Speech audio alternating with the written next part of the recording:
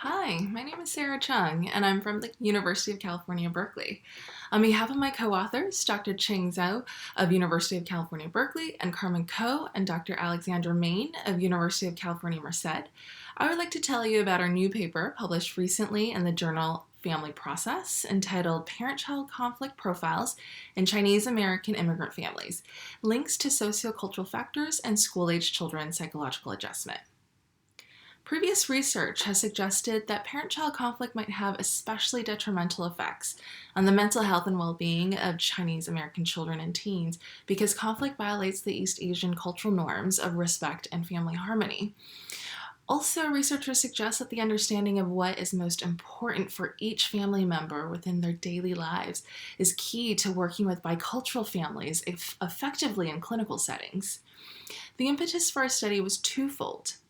First, although previous research has looked at how often conflicts between parents and children occur and how intense they tend to be, we wanted to understand the content of conflict that's occurring in Chinese American immigrant families. What topics do these parents and children disagree on? Second, there has been limited understanding of how parent-child conflict affects children before their adolescence. So we wanted to study the impact of conflict on children's mental health while they were still in elementary school to better help clinicians consider when the best time might be to intervene. We had 3 goals for this study. First, we wanted to see which topics Chinese American parents and their children found to be the most distressing.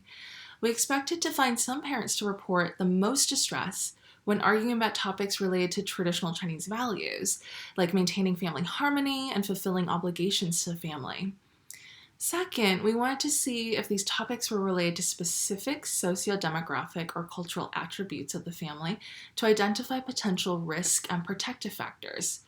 For example, we expected that the parents who reported more distress around topics related to traditional Chinese values to also be more oriented or engaged in their heritage Chinese culture. And lastly, we were interested in understanding to what degree conflict with parents was related to Chinese children's mental health. Our sample included 239 third and fourth grade children in Chinese immigrant families.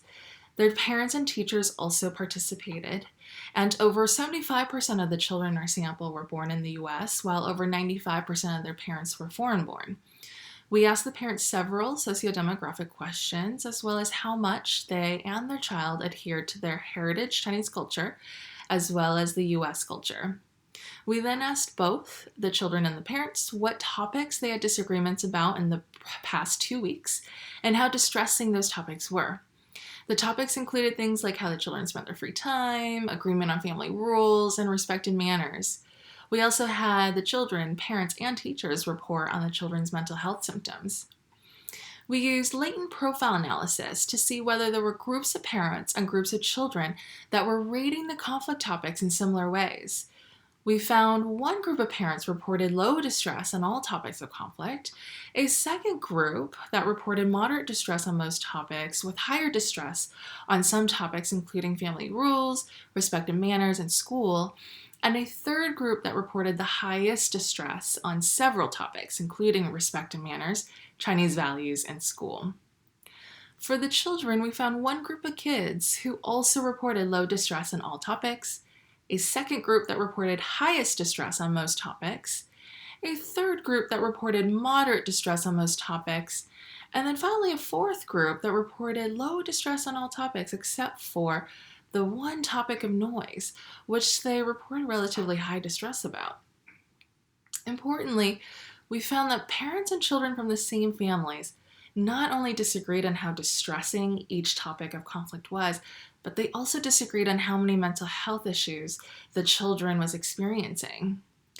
Most parents reported that respect and manners was the most contentious topic, which was not surprising given that it taps culturally salient values of trustworthiness, filial piety, and politeness. And we further found that even moderate conflict was related to worse mental health symptoms in Chinese children. And risk factors for these families appeared to be household crowding, younger age of parents, and lower engagement with their heritage Chinese culture. So our work supports the idea that engaging in one's heritage culture may provide great benefits for family communication and ultimately children's well-being.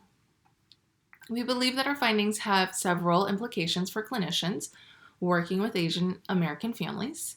We would recommend for clinicians to assess topics of family conflict from both the parents and the child's perspectives, to not ignore minor to moderate conflict occurring in these families, and to consider how factors like heritage culture engagement, household crowding, and other living conditions like noise level can influence communication patterns in these families.